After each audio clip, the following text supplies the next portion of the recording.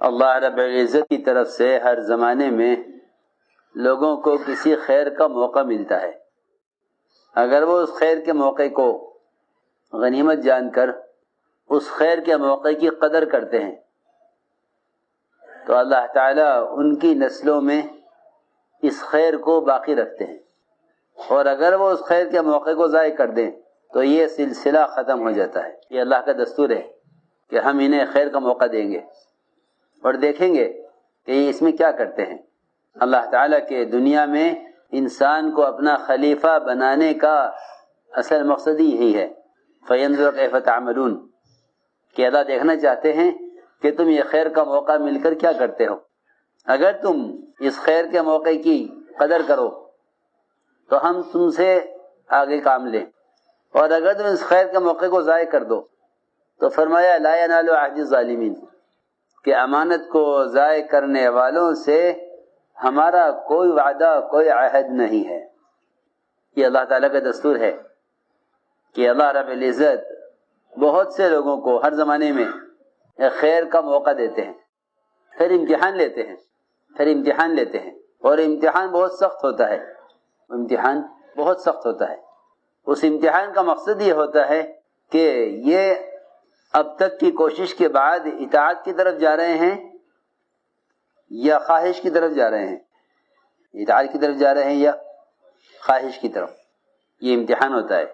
اس امتحان میں جو لوگ خواہش کو چھوڑ کر اطاعت کی طرف آ جاتے ہیں ان کو اللہ تعالیٰ اپنے کام کے لیے منتخب کر لیتے ہیں، اور جو اطاعت کو چھوڑ کر خواہش کی طرف چلے جاتے ہیں ان کو اللہ رب العزت نیک لوگوں کی فہرست میں سے نکال دیتے ہیں. سنو، یہ اللہ تعالیٰ کا قدیم دستور ہے، پرانا. ایسا نہیں ہے کہ جو آدمی کام جان لے گا وہ کام کر لے گا. کام کا کرنا قابلیت پر نہیں ہے. یہ حدیث کا مفہوم ہے کہ اللہ رب العزت کسی سے دنیا میں دین کا کوئی کام اس کی قابلیت پر نہیں لیتے، بلکہ صفات قبولیت پر لیتے ہیں. کس پر؟ صفات قبولیت. وہ صفات قبولیت کیا ہیں کہ ان صفات قبولیت میں سب سے بنیادی چیز اطاعت ہے. اگر اطاعت نہیں ہے تو قبولیت نہیں ہے. اطاعت اس کو نہیں کہتے کہ جو کام ہمارے کرنے کا ہوگا اس کو ہم کریں گے، جو ہمارے کرنے کا نہیں ہوگا اس کو ہم چھوڑ دیں گے. اس کو اطاعت نہیں کہتے.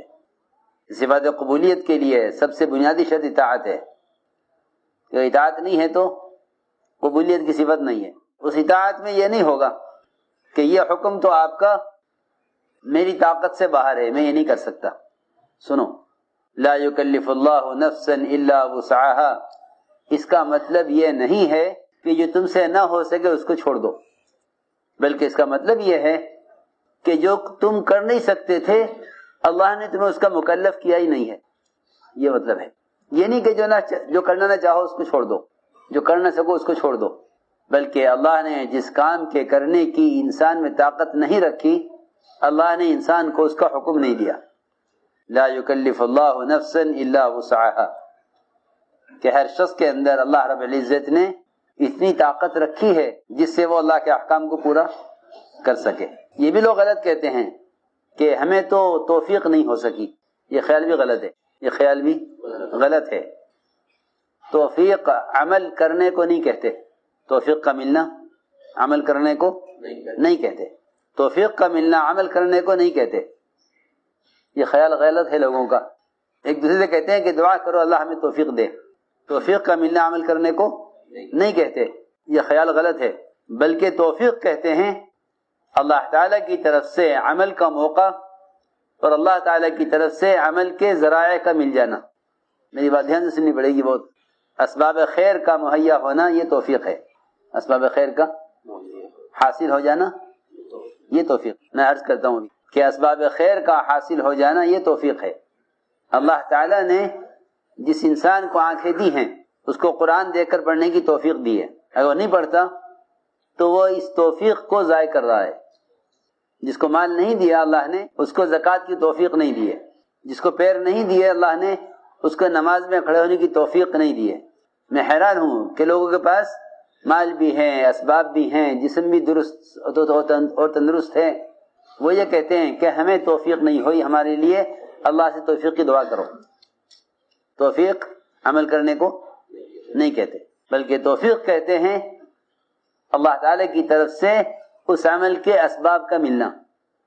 جو آدمی اندھا ہے نابینا ہے اس کو قرآن دے کر پڑھنے کی توفیق نہیں ہے.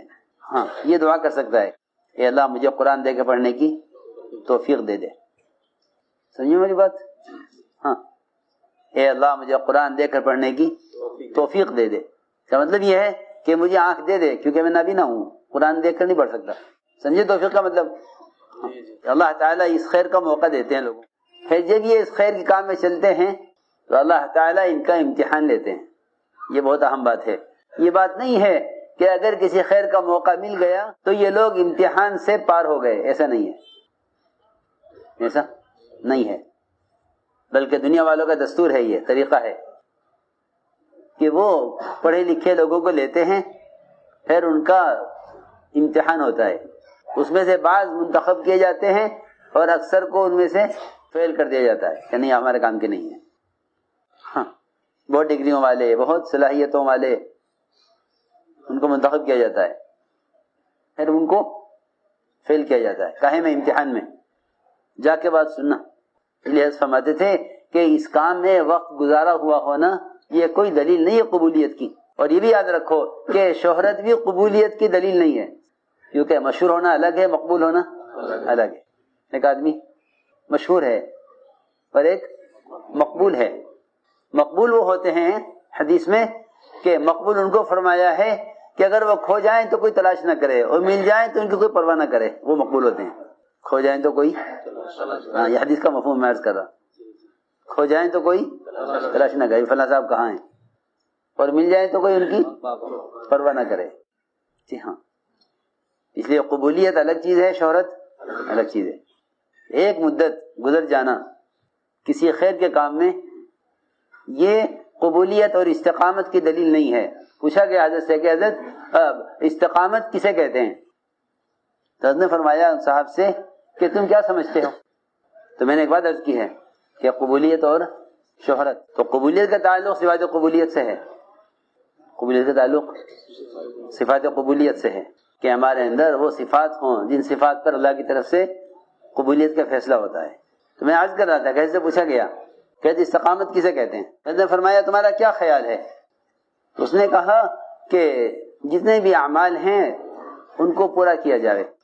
تو حضرت نے فرمایا کہ استقامت یہ نہیں کہ ایک عمل ہو گیا تھا ایک چھوٹ گیا, کہ استقامت تو یہ ہے کہ یہ اس کام میں مر جائے, اس کام میں مر جائے. استقامت یہ ہے کہ اس کام میں مر جائے. بہت دھیان سے بات سننا بھائی, کہ اس کام میں مر جائے یہ استقامت ہے. کیونکہ ایسے حالات پیش آئیں گے, ایسے سخت امتحان آئیں گے, ایسے امتحان آئیں گے کہ لوگ اس امتحان سے یعنی اس امتحان کو برداشت نہیں کر سکیں گے, امتحان کو برداشت نہیں کر سکیں گے کہ ایسے امتحان آئیں گے. میں عرض کروں گا تفصیل سے. اللہ تعالیٰ کی طرف سے امتحان ہوتا ہے. اللہ نے انبیاء کا یہ امتحان لیا ہے, اس لیے فرمایا اشد الناس بلاء الانبیاء, کہ سب سے سخت امتحان ہوتا ہے نبیوں کا. سخت امتحان ہوتا ہے نبیوں کا. پھر جو ان کے طریقوں پر ہیں ان کا امتحان, پھر جو ان کے طریقوں پر ہیں ان کا امتحان, جو ان کے طریقوں کے زیادہ قریب ہوں گے. ایک صحابی نے عرض کیا کہ یا رسول اللہ میں تو آپ کی معیت چاہتا ہوں, آپ کے ساتھ, کہ اگر ہمارا ساتھ چاہتے ہو تو پھر کمر کس لو فقر و فاقے کے لیے, تنگی کے لیے. سنو, یہ نہیں کہ ہمارا ساتھ ہو جاؤ گے تو تمہیں دنیا میں یہ ملے گا, یہ برکتیں ملیں گی, یہ نعمتیں ملیں گی, یہ نہیں. ہاں یہ فرمایا کہ اگر ہمارا ساتھ چاہتے ہو تو فقر تنگی کے لیے تیار ہو جاؤ. اعد للفقر تجفافا, یہ فرمایا کہ پھر تو تنگی کے لیے اور سختی کے لیے, ناگواریوں کے لیے تیار ہو جاؤ. یہ نہیں فرمایا کہ ہمارے ساتھ آؤ گے تو یہ مزے ہیں, فرمایا کہ دنیا کے مزے تو ان کے لیے ہیں جو ہم سے دور ہیں. تو میں عرض کر رہا تھا کہ یہ امتحان ہوتا ہے سخت, اور یہ امتحان اوپر سے چلا آ رہا ہے. سب سے پہلے امتحان ملائکہ کا ہوا, فرشتوں کا, کہ ہم ایسا حکم لائیں گے جو حکم تمہاری حیثیت کے خلاف ہوگا, حکم تمہاری حیثیت کے خلاف ہوگا. ہم ایسا حکم لائیں گے جو حکم حیثیت کے خلاف ہوگا. ہم دیکھیں گے کہ اب تک کی عبادت سے فرشتوں کے اندر، اب تک کی عبادت سے ملائکہ کے اندر اطاعت کا جذبہ کتنا پیدا ہوا. تو ہم حکم لائیں گے حیثیت کے خلاف. یہ پہلی مثال ہے. اور حکم دیا فرشتوں کو کہ آدم کو سجدہ کریں، آدم کو سجدہ کریں، حکم دیا. ہمارا حکم ہے. ہاں یہ نہیں کہ تم یہ کہو کہ یہ حکم ٹھیک نہیں ہے، اللہ کو اس کی پرواہ نہیں ہے. ہاں اللہ نے حکم دیا ہے، حکم کا پورا کرنا اطاعت ہے. حکم کو پورا کرنا اطاعت ہے. حکم میں غور کرنا، جی ہاں، کہ یہ پورا کرنے کا ہے یا نہیں، یہ نافرمانی ہے. کہ حکم کا پورا کرنا اطاعت. یہ حکم آیا تو سب نے سجدہ کیا سوائے ابلیس کے کہ نہیں یہ حکم میری حیثیت کے خلاف ہے، یہ حکم میری حیثیت کے خلاف ہے. سب نے سجدہ کیا سوائے ابلیس کہ نہیں یہ حکم میری حیثیت کے خلاف ہے، کیونکہ میں اعلیٰ ہوں یہ ادنا ہے، میں پرانا ہوں یہ نئے ہیں. ہاں دیکھو یہ ہے بات. موازنہ کیا اپنا آدم سے. حل کرنا ہی چاہیے تھا کہ اپنی حیثیت کا موازنہ کرتے اللہ کے امر سے. اپنی حیثیت کا موازنہ کرتے کس سے؟ اللہ کے امر سے. کہ اللہ کا امر ہے، اللہ کا امر ہے اور میں بندہ ہوں. جبرائیل بندے ہیں، اسرافیل بندے ہیں. اسرافیل بندے ہیں، جی ہاں. اسرافیل کا مطلب یہی ہے، صراف کہتے ہیں بندے کو، ایل اللہ یہ لکھا ہے. جبرائیل یہ بندہ ہے، ایل اللہ، جبرائیل اللہ کا بندہ. کہ بندگی کا تقاضا یہ ہے کہ جو کہا جائے وہ کر دو. تو اس نے انکار کیا، اس نے انکار کیا کبر کی وجہ سے. اس لیے کہتے ہیں کہ کوئی معمولی حکم بھی ہے پورا کر دو. آدمی حکم سے انکار کرتا ہے تکبر کی وجہ سے. ایک آدمی آپ کے ساتھ کھانا کھانے بیٹھا، اس نے لقمہ بائیں ہاتھ سے لیا تو آپ نے فرمایا کہ دائیں ہاتھ سے کھاؤ. بات یہاں سے سننی پڑے گی. فرمایا دائیں ہاتھ سے کھاؤ. تو جب کسی کو کسی بات سے ٹوکا جاتا ہے تو وہ اطاعت کرنے میں اپنی ذلت محسوس کرتا ہے. میری بات دھیان سے سننا. اطاعت کرنے میں ذلت محسوس کرتا ہے. اس ذلت سے بچنے کے لیے جھوٹا عذر پیش کرتا ہے. تو آپ نے فرمایا کہ دائیں ہاتھ سے کھاؤ. اسے خیال ہوا، اس کو خیال ہوا کہ سو مجھے کیا کرنا چاہیے. ٹوک دیا مجھے سب کے سامنے.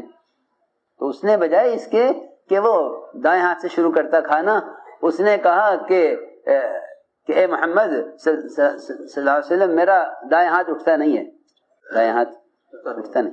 حالانکہ ایک معمولی بات تھی. فرض واجب نہیں ہے دائیں ہاتھ سے کھانا، فرض واجب نہیں ہے، سنت ہے. کہ ایک سنت سے انکار کے لیے جھوٹا عذر کیا، ایک سنت سے انکار کے لیے جھوٹا عذر کیا اور یہ کہا کہ یہ میرا دایاں ہاتھ اٹھتا نہیں ہے، حالانکہ ہاتھ بالکل ٹھیک تھا. آپ سمجھ گئے کہ جھوٹ بول رہا ہے. تو آپ نے فرمایا کہ تیرا یہ ہاتھ کبھی نہ اٹھے. ہاتھ شل ہو گیا، ہاتھ ختم ہو گیا، ہاتھ کی جان نکل گئی. کہ روایت میں ہے کہ اس وقت کے بعد اس کا ہاتھ کبھی اس کے منہ کی طرف نہیں اٹھا، حالانکہ معمولی بات تھی. کسی حکم کو چھوٹا مت سمجھو. جی ہاں، دائیں ہاتھ سے کھانا ایک سنت ہے. اس نے انکار کیا کبر کی وجہ سے کہ آپ نے مجھے کیوں کہا کہ دائیں ہاتھ سے کھاؤ. تو اس نے اس کا عذر کیا جھوٹا کہ یہ ہاتھ میرا اٹھتا نہیں ہے، یہ ہاتھ میرا اٹھتا نہیں. آپ نے یہ بددعا دی جس وقت، اللہ کرے تیرا یہ ہاتھ نہ اٹھے. اس کو سخت بات ہے، یہ سوچنے کی بات ہے کہ بعض مرتبہ آدمی کبر کی وجہ سے حق کا انکار کر دیتا ہے. جی ہاں، ابا واستکبرا کہ ابلیس نے انکار کیا اور تکبر کیا. یہ نہیں دیکھا کہ بڑے کا امر ہے، بلکہ یہ دیکھا کہ مجھے چھوٹے کو سجدہ کرنے کا حکم دیا جا رہا، حالانکہ امر بڑا ہے، فرشتے سے بھی آدم سے بھی، فرشتے سے بھی اور آدم سے بھی امر بڑا ہے اللہ کا کہ اللہ کے امر کو پورا کرو. مناج کے پہلا امتحان یہ ہے. یہاں ابلیس اس امتحان میں فیل ہو گیا تو نکال دیا گیا. جی ہاں، اور یہ بات یاد رکھو کہ جو نکال دیا جائے گا اطاعت نہ ہونے کی وجہ سے، اس کی کوشش بھی دوسروں کو نکالنے کی ہوگی. یہ بھی ایک بات ہے. یہ قدیم دستور بتا رہا میں آپ کو. جی ہاں، کہ نکل گئے ہم تو نکل گئے، مگر ہم نکل کر تمہیں نکال کر چھوڑیں گے. جی ہاں، تمہیں بھی نکال کر چھوڑیں گے، کیونکہ تمہیں سجدہ کرنے کے چکر میں ہمیں نکالا گیا ہے. ہاں، ہم تمہیں بھی یہاں نہیں چھوڑیں گے. جی ہاں، سنو، یہ بہکایا اس نے بہکایا اس طرح کہ جس طرح میں نکالا گیا ہوں تمہیں بھی یہاں سے نکلنا ہے. کہ نہیں ہم نکلنا نہیں چاہتے. کہ نکلنا نہیں چاہتے تو میری بات مانو. کہ کیا؟ کہ اس درس میں سے کھا لو. کھا لو گے تو ہمیشہ رہو گے. تمہیں روکا ہے نا درس کھانے سے. کیا روکا ہے؟ کہ روکا اس لیے ہے تاکہ تم یہاں ہمیشہ نہ رہو. اس لیے روکا گیا ہے کھانے سے. کھا لو گے تو ہمیشہ رہو گے یہاں. یہ مشورہ دیا. چنانچہ یہ بھی نکالے گئے کہ نکلنے والوں کی دو قسمیں ہیں، یاد رکھنا. کسی خیر کے موقع سے محروم ہونے والے، کسی خیر کے موقع سے نکالے جانے والوں کی دو قسمیں ہیں.